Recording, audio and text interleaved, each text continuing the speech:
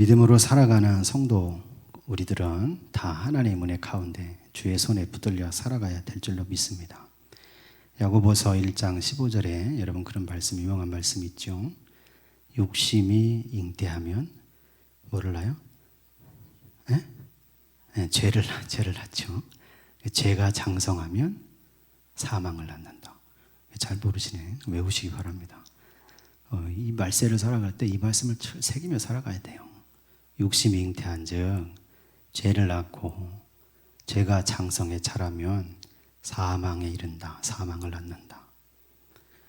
근데 2021년도 1월 달에 여러분 중국에서 그 말씀이 생각나는 일이 있었습니다. 그 라이 샤오민이라는 사람이 재판을 받고 사형 판결을 받고 2021년 1월 달에 형장에 이슬로 사라졌어요. 근데 이 라이 샤오민이라는 사람은 어떤 사람이냐면 중국의 경제에 아주 중요한 일을 했던 사람 중에 하나입니다. 그래서 화롱 자산관리회사라는 중국의 가장 큰 자산관리회사의 회장님이시기도 하셨고, 그리고 중국의 은행감독원의 고위직으로 근무도 하셨습니다. 그러니까 중국은 공산당이니까 그 당의 간부로서 또는 중국의 모든 금융에 관련된 일들을 맡아서 했던 분이죠. 근데 그 사람이 2008년부터 한 2018년까지 10년 동안에 엄청난 뇌물을 받은 겁니다. 나중에 다 드러나서 조사를 해보니까 그 10년 세월 동안에 약 3천억 원의 돈을 뇌물로 받았어요. 그리고 그분을 이제 재판하면서 판결하면서 그 재판문을 읽어보니까 그 뇌물을 받은 것 하나가 있고 또 하나는 뭐가 있냐면 간음죄를 했습니다. 간음죄. 조사해 보니까 이분이 내연녀가 100명입니다. 놀랍지 않으십니까? 100명이에요. 나중에 적발하고 찾아보니까 그 뇌물 받은 걸로 집을 샀는데 집이 100채입니다. 중국 전역에. 그리고 그분을 적발할 때 그 집을 다 수색했겠죠. 수색해서 보니까 돈다발들, 현금 다발들이 막 쏟아져 나오는데 이걸 모아서 다 쌓아봤더니 중국 돈으로 2억 7천만 위안이었다는 거예요. 이걸 따져보니까 우리나라 돈으로는 440억 원이에요. 그래서 현금 뭉치를 다 재보니까 무게만 3톤입니다.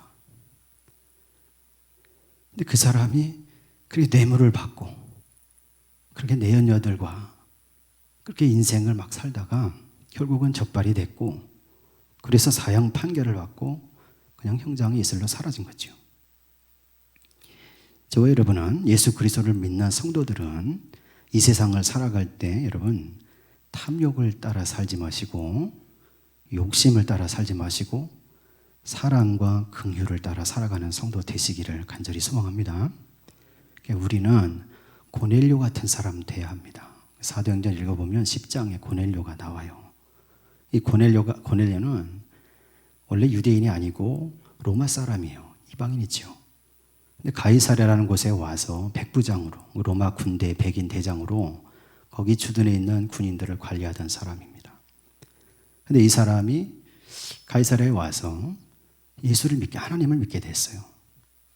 하나님 믿는 사람이 돼서 그냥 믿기만 한 게 아닙니다. 유대인들처럼 똑같이 기도하는 겁니다. 하루에 3번씩 막 기도하죠. 기도만 한 게 아니에요. 기도하면서 주변에 있는 어렵고 힘든 사람들을 막 구제하는 일을 했습니다. 자기 동족도 아닌데.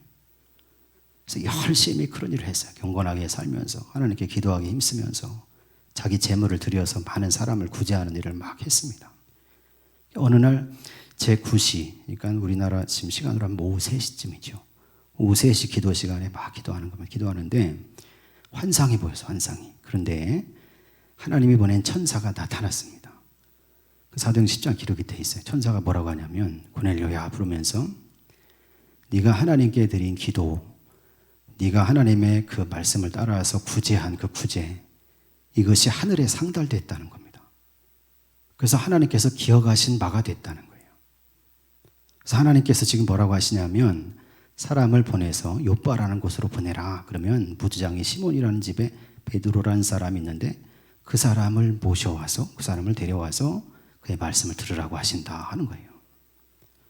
그래서 고넬료가 그 말씀대로 순종합니다. 베드로를 모셔다가 베드로로부터 이제 전에는 알지 못했던 예수 그리스도의 복음에 대해서 들었습니다. 그래서 그 자리에서 베드로를 통해서 예수 그리스도를 구주로 영접하고 믿었어요. 이 말씀을 들을 때 하나님의 성령이 내렸고 성령의 역사를 통해서 막 방언으로 기도하는 사람이 됐습니다.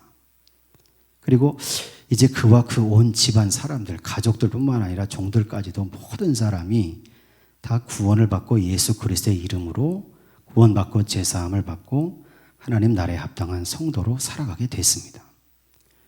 저와 여러분이 예수 믿고 살아가면서 그 고넬료 같은 사람 되시기를 원합니다. 나의 삶의 모습 속에도 고넬료처럼 경건한 모습을 가져야 됩니다. 하나님께 기도하기를 힘쓰는 사람이 돼야 하고 기도만 할 것이 아니라 하나님 말씀을 따라서 긍휼과 사랑을 베풀고 나누는 성도가 돼야 할 줄로 믿습니다.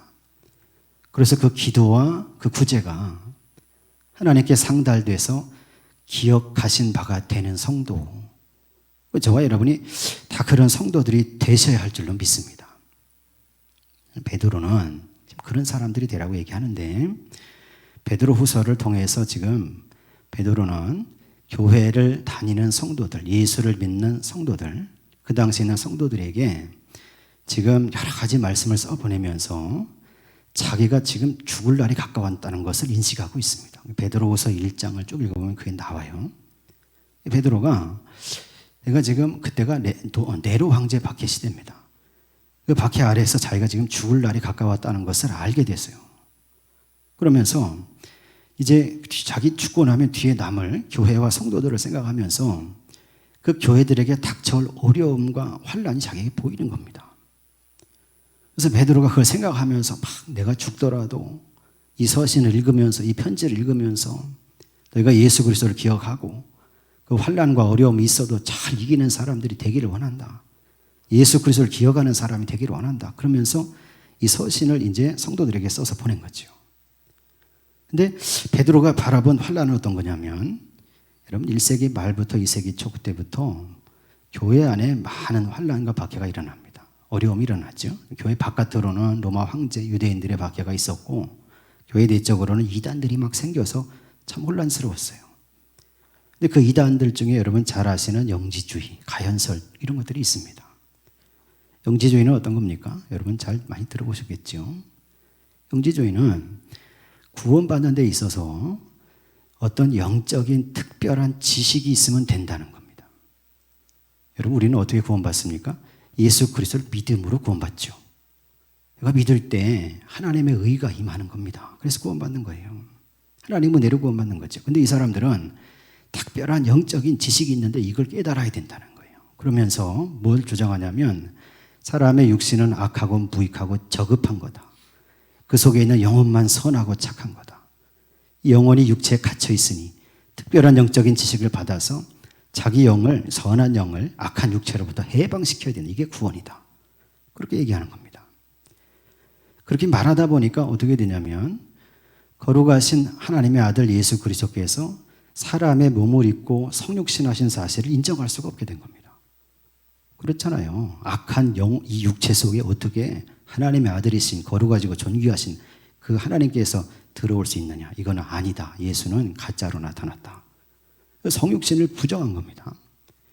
예수께서 몸을 입고 이 땅에 오셨다는 사실을 부정하게 되니까 그 예수께서 나의 죄를 대속해서 십자가에 달리셨다는 사실도 부정하게 되는 거예요. 십자가의 죄사함도 부정하고 십자가를 부정하니까 그 뒤에 자연적으로 부활의 역사도 부정하게 되는 겁니다. 그래서 이런 논리를 가지고 교회 다니는 사람들을 막 불러서 자기만 뭐 생각하면 모르겠는데 옆에 있는 사람 막 찔벅거리면서 불러서 야 이렇게 생각해야 된다 이러면서 예수님이 성신하신 게 아니야 가짜로 나타난 거야 막 이러면서 십자가 부활은 없는 거야 막 이러면서 자기 영혼만 구원받으면 되니까 네가 그 영혼만 구원받았다고 생각한다면 네 몸으로 육체로 행하는 모든 일은 아무 상관이 없어. 이렇게 사람들을 꼬드기는 겁니다. 그래서 이 사람들이 베드로는 베드로후서 2장에서 이 사람들을 거짓 선생들이 나타날 것이다 이렇게 얘기하는데 교회 안에 거짓 가르침, 이단의 가르침을 가지고 사람들을 미혹하는 사람들이 된 거죠. 사람들을 미혹하는 겁니다. 방탕하게 살게 하고 방종하게 하고 베드로후서 2장을 쭉 읽어보니까 그 거짓 선생들이 어떻게 하냐면 이단을 끌어들여서 자기를 구원하신 그 주신 주 예수 그리스도를 부인하게 한다는 거예요. 그리고 그들이 와서 호색하는 것을 따르게 한답니다. 음란하게 살도록 사람들을 바꾸게 간다는 거예요. 또 하나는 탐심으로 지어낸 말을 가지고 많은 사람들의 물질을 자기들이 가로챈다는 겁니다. 그래서 베드로는 이 사람들을 가리켜서 뭐라고 하냐면 이성 없는 짐승과 같다는 거예요. 이성이 없 생각할 줄 모르는 짐승과 같아서 낮에 그냥 쾌락방탕하면서 즐기기를 좋아하고 음심이 가득한 눈으로 계속 죄짓는 것을 그치지 않는다. 그래서 믿음이 약한 사람들을 유혹해서 탐욕에 넘어지게 하고 이 탐욕에 연단된 마음을 가졌다. 이 탐욕에 연단됐다는 얘기는 양심이 화인 맞았다는 얘기예요. 내가 탐욕을 부려서 뭔가 나쁜 일을 해서 뭔가 남의 것을 취하거나 아니면 내가 어떤 죄를 저지르면 양심에 찔림이 있어야 하잖아요. 이 탐욕에 연단에 대해서 그런 게 없다는 거예요, 이 사람들은. 그래서 그 사람들은 저주의 자식이고 베드로가 표현한 겁니다. 많은 사람들을 음란으로서 넘어지게 한다.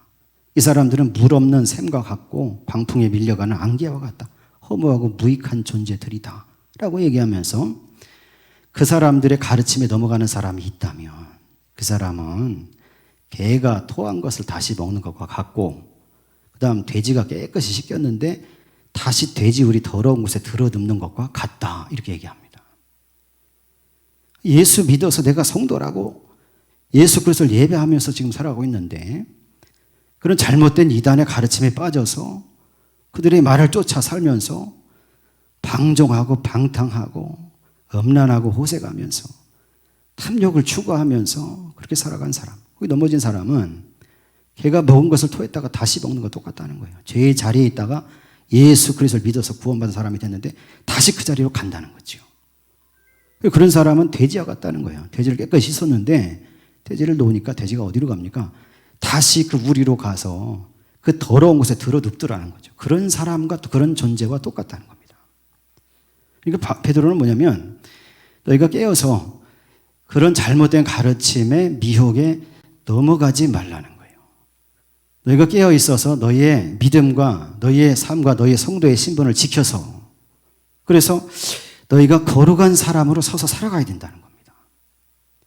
오늘 저와 여러분이 이 베드로의 가르침과 말씀을 따라서 우리는 인생을 살아갈 때 하나님의 말씀을 따라서 거룩한 성도의 본분을 지켜 살아가는 성도가 다 되셔야 할 줄로 믿습니다.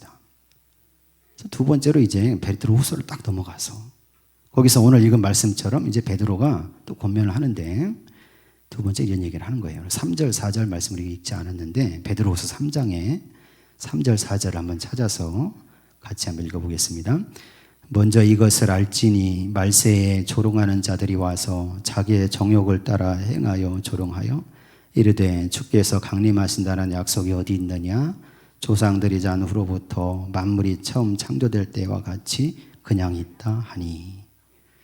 베드로가 얘기하는데 말세에 내가 지금 베드로가 죽고 나서 그 이후에 교회 가운데 믿음을 조롱하는 자들이 온다는 겁니다. 우리 믿음을 조롱하는 사람들이 온다는 거예요. 어떻게 조롱하냐면 주님께서 예수께서 강림하신다, 재림하신다는 약속이 어디 있냐 이러면서 조롱한다는 거예요. 봐라, 세상은 땅과 하늘은 하나님 창조하신 이후로부터 변하지 않고 지금까지 계속 그대로 있다는 거예요. 근데 무슨 세상에 종말이 있다고 얘기하냐? 예수께서 어디 부활하시고 승천하시고 다시 오신다는 말이 그 약속이 성경에 어디 있느냐? 지금 이때가 베드로가 지금 살았을 때 그가 고난받을 때 이 베드로서를 썼을 테니까 그때를 생각해 보면 예수께서 부활 승천하시고 한 30년쯤 지날 때입니다. 30년 동안 예수께서 안 오셨다는 거예요. 베드로가 죽고 나서 이 서신을 막 교회들이 읽었겠죠. 환난 가운데 읽었겠죠. 많은 이단의 가르침들이 있을 때 막 꺼내서 읽었겠죠. 그때는 언제냐면 1세기 말이니까 예수께서 부활 승천하시고 한 70년쯤 지날 때죠. 그때까지도 재림이 없었어요. 오늘은 어떻습니까? 아직도 재림이 없잖아요. 2000년이 지났죠. 30년이 지나 70년이 지나고 2000년이 지나도록 예수께서 다시 오시지 않는데 예수의 재림이 어디 있느냐 이렇게 조롱하는 사람들이 있다는 거예요. 이 세상에 말세가 왔고 세상이 멸망하는 때가 있고 이렇게 얘기하는데 땅과 하늘을 봐라. 어제도 오늘도 작년에도 올해도 내년에도 계속 그대로 있다는 거예요. 그러면서 너희가 믿는 믿음을 조롱한다는 겁니다. 우리는 뭘 믿습니까? 예수께서 다시 오실 것을 믿는 사람들이에요, 우리가. 예수께서 내 죄를 사하시기 십자가에 돌아가셨고 부활하셨고 승천하셨는데 그 주님께서 말씀하신 대로 구름을 타고 어느 때 하나님 정하신 때 그때가 되면 다시 오실 것을 내가 믿는 겁니다. 지금 우리는 그걸 믿고 살아가는 존재들이지요. 근데 그것에 대해서 그걸 조롱하면서 그게 아니라고 틀렸다고 얘기하는 사람들이 막 나타난다는 겁니다. 베드로가 그것을 내다보면서 대답한 것이 오늘 말씀이에요. 그래서 이 말씀 통해서 저와 여러분이 지혜와 믿음을 굳세게 하시기를 원합니다. 먼저 여러분 8절에서 9절 말씀을 다시 한번 읽어보겠습니다. 8절에서 9절, 8절과 9절입니다. 사랑하는 자들아, 주께는 하루가 천년 같고 천년이 하루 같다는 이 한 가지를 잊지 말라. 주의 약속은 어떤 이들이 더디다고 생각하는 것 같이 더딘 것이 아니라 오직 주께서는 너희를 대하여 오래 참으사 아무도 멸망하지 아니하고 다 회개하기에 이르기를 원하시느니라. 아멘. 베드로가 얘기합니다.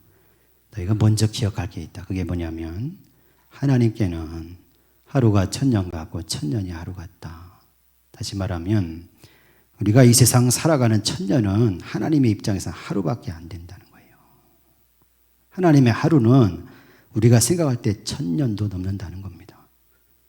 또 다시 말하면 하나님의 그 존재, 그 영원하시고 그 능력이 많으신 그 하나님의 존재 자체를 너의 그 좁은 머리로, 너의 좁은 생각으로 판단하고 그걸로 판별해서 하나님이 안 계시다, 어디 있다, 재림이 언제 오냐, 멸망이 언제 있냐, 이런 식으로 말하지 말라는 거예요, 베드로는. 저와 여러분이 여기서 지혜를 얻으셨으면 좋겠습니다. 그러면서 그 얘기만 한 게 아니고 왜 예수께서 다시 오시지 않는가, 그 얘기를 하는 거예요. 왜 아직까지 다시 오시지 않는가? 그 이유는 다른 게 아니고 예수님의 사랑 때문에, 하나님의 긍휼하신 사랑 때문에 그렇다는 겁니다. 지금 세상을 살아가고 있는 사람들이 어떤 사람도 멸망받기를 원하시지 않는다는 거예요. 하나님 사랑이 너무 크시기 때문에 공의보다도 사랑이 크신 분이라는 거죠. 세상의 모든 사람들이 다 회개해서 예수를 믿고 하나님을 믿고 구원받는 자의 자리에 서게 하시기 위해서 지금도 그것을 기다리시면서 인내하시면서 참고 계시다는 겁니다. 그러니까 저와 여러분이 우리 신앙을 돌아보면서 특별히 내 주변에 있는 사람들을 둘러볼 때 회개하지 않고 예수를 믿지 않고 하나님을 믿지 않고 세상의 욕심과 정욕을 따라 탐욕을 따라 살아가는 사람이 있다면 여러분 그들을 예수 믿는 자리로 인도해야 되는 거예요. 우리의 사명이 거기서 출발하는 겁니다. 왜 예수께서 그걸 원하시지 않아요? 모든 사람이 다 멸망받기를 원하시지 않습니다. 할 수 있으면 모든 사람이 다 구원의 자리에 들어서 하나님 예비하신 천국에 다 들어가시기 원하는 거죠. 베드로가 그걸 얘기한 겁니다. 그러면서 베드로가 세 번째 대답을 하는데 그러나로 시작합니다. 여러분 10절에 있는 말씀을 한번 읽어보겠습니다. 10절입니다. 그러나 주의 날이 도둑같이 오리니 그날에는 하늘이 큰 소리로 떠나가고 물질이 뜨거운 불에 풀어지고 땅과 그 중에 있는 모든 일이 드러나리로다. 아멘. 그러나 예수께서 인내하시면서 지금 모든 사람 구원받기를 참으시 기다리고 계시는데 그러나 하나님의 때 그때가 오면 하나님이 정하신 그 날이 오면 나는 알 수 없으나 하나님 정하신 날이 있다는 겁니다. 베드로도. 그 날이 오면 그러면 이제 주의 날이 도둑처럼 이르게 될 거다. 그래서 그 날이 오면 어떻게 되느냐? 하늘이 떠나가게 된다. 하늘이 없어진다는 거예요. 땅에 있는 모든 물질은 어떻게 되냐면 다 불에 타서 풀어진다는 거예요. 다 녹아진다는 거죠. 그때가 오면 땅 위에 있는 모든 일이 다 하나님 앞에 드러나게 된다는 겁니다. 그 날이 온다는 거예요. 주의 재림의 날, 주께서 다시 오시는 날. 그러니까 성도된 너희들이 그 날을 생각하면서 기억하며 살아야 된다는 거죠. 여러분 예수께서도 이 종말을 말씀하셨어요. 마태복음 24장에 나오는데 마태복음 24장은 여러분 지금 말세라고 하는데 이 말세는 언제냐면 예수께서 부활 승천하시고 다시 오실 때까지가 말세예요. 그 말세를 살아가는 성도들은 마태복음 24장은 늘 생각하면서 읽으면서 기억해야 됩니다. 왜? 예수님께서 그렇게 말씀하셨어요.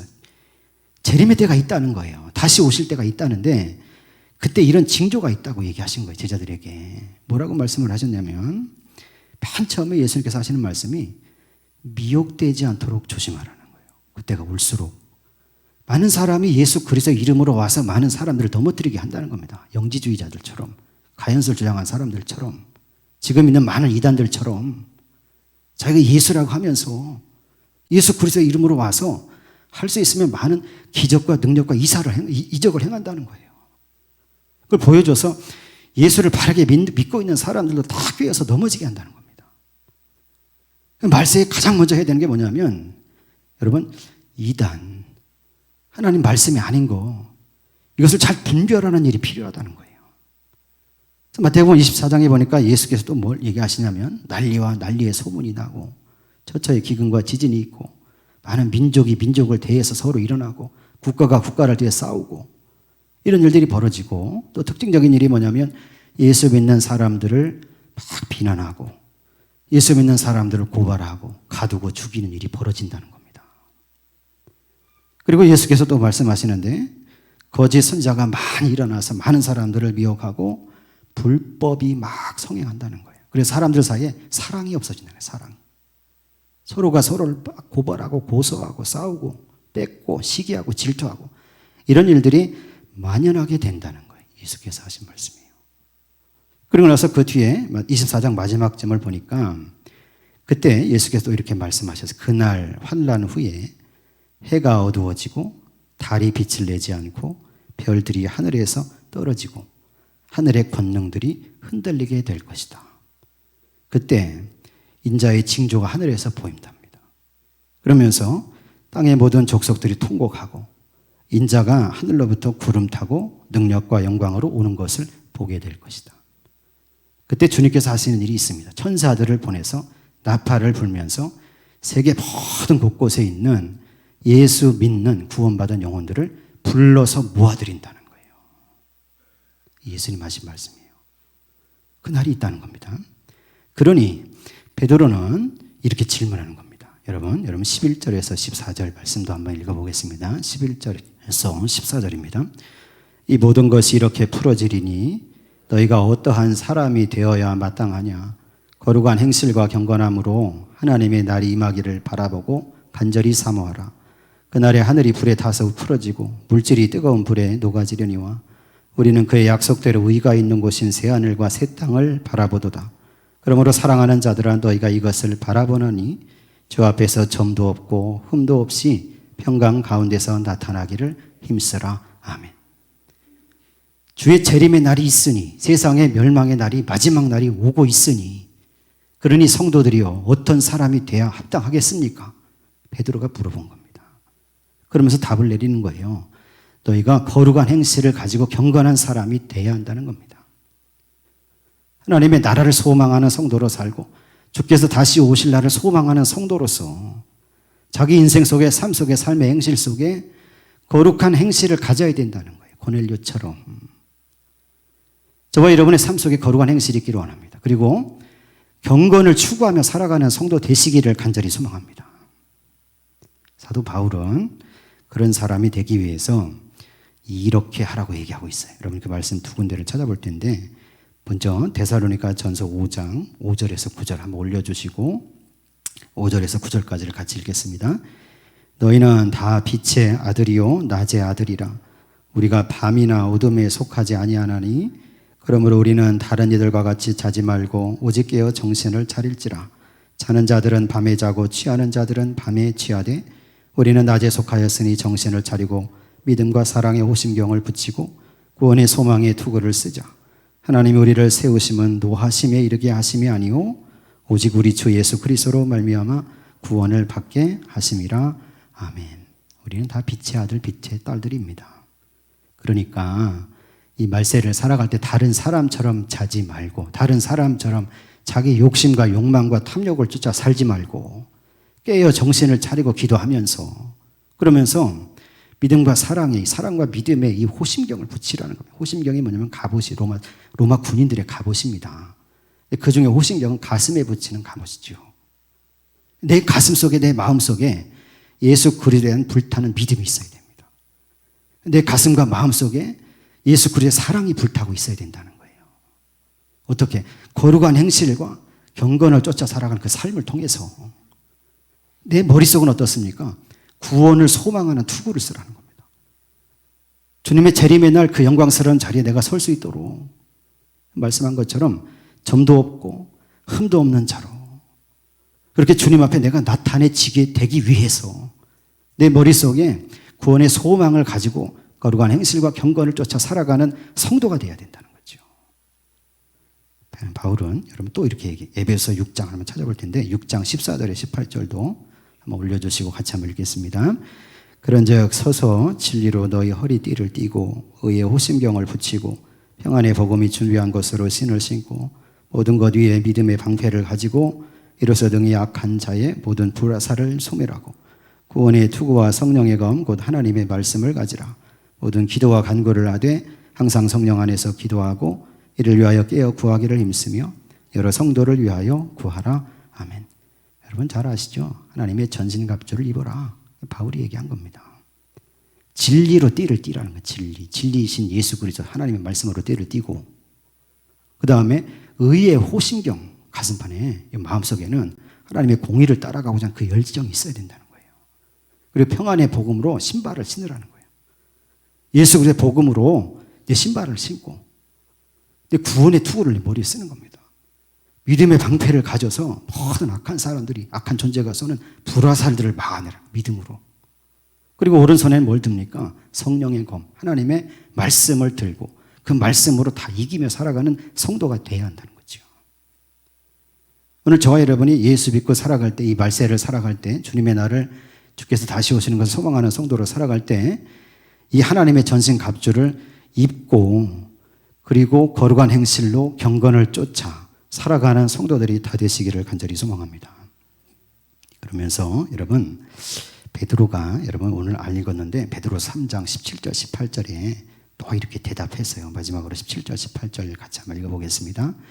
그러므로 사랑하는 자들아 너희가 이것을 미리 알았은즉 무법한 자들의 미혹에 이끌려 너희가 굳센 데서 떨어질까 삼가라.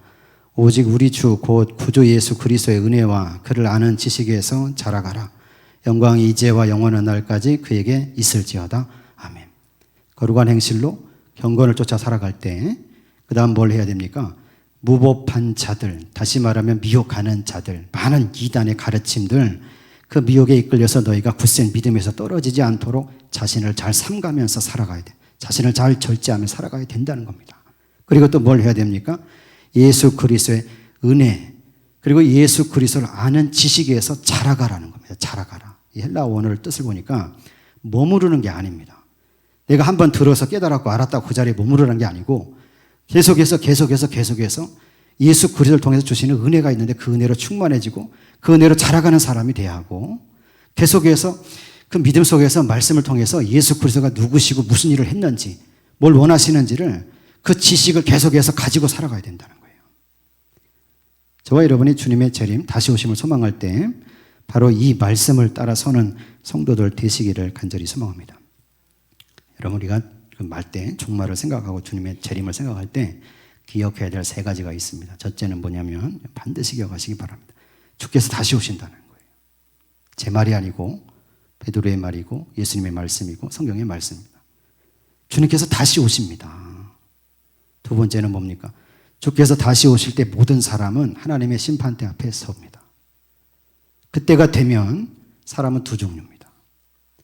하나님의 말씀을 따라 살아서 하나님을 믿고 살아서 예수님 믿고 살아서 하나님께 속한 사람. 하나님 말씀을 거절하고 예수를 부인하고 조롱하며 살다가 하나님께 속하지 않은 사람. 세 번째, 여러분 그날과 그때가 언제냐. 여러분 이것을 아는 것이 중요한 게 아니고 그날과 그때가 왔을 때 내가 하나님의 뜻에 합당한 자로 준비되어 있느냐 아니냐 이게 중요하다는 거예요. 저와 여러분이 그러므로 이 세상 살아가면서 예수 믿는 성도처럼 사시기를 간절히 소망합니다. 예수 믿는 성도로 살아갈 때 우리가 이 세상 속에서 가장 주의해야 될 게 뭐냐면 물질을 쌓기 위해서만 살지 말라는 거예요.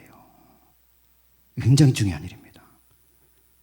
사도 야고보가 이것에 대해서 경고했죠. 우리에게 알고 계시죠? 야고보서 5장 1절에서 6절까지 말씀 속에 야고보가 뭘 얘기하냐면 부유한 자들아 이럽니다. 부유한 부자들아 이런 거예요. 이거 울고 슬퍼하며 통곡하라는 겁니다. 왜 그러냐면 하나님 아들 예수 그리스도 다시 오실 때가 됐고 멀세가 됐고 재림의 때가 다 왔어요. 근데 그때까지도 계속 세상에 부요만 생각 그것만 쌓고 있었다는 겁니다. 쌓아놓은 부요가 금은 덩어리가 얼마나 많은지 그게 다 녹이 슬었다는 거예요. 안 써서 녹이 슬었고 너희 가지고 있는 옷들은 다 좀 먹었다는 거예요.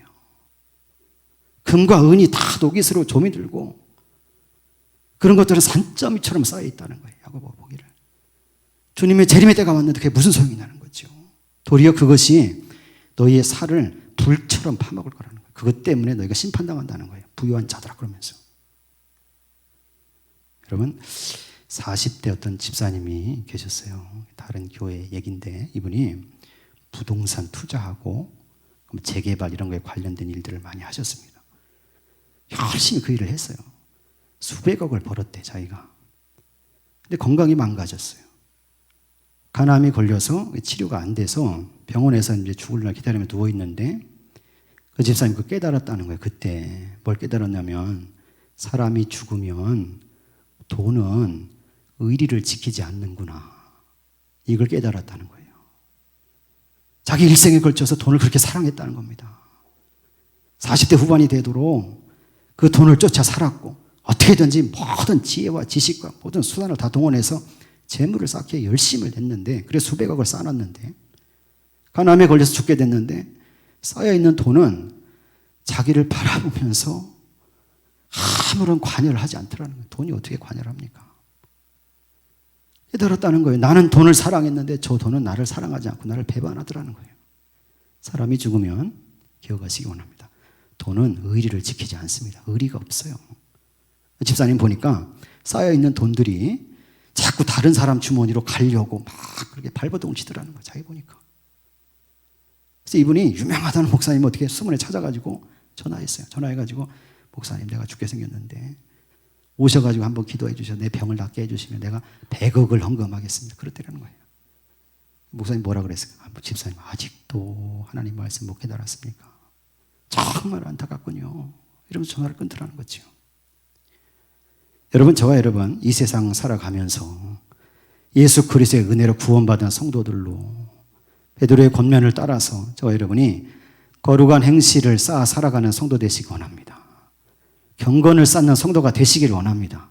하나님 말씀을 쌓아야 됩니다. 예수 그리스도의 이름을 통해 주시는 은혜를 쌓아야 돼요.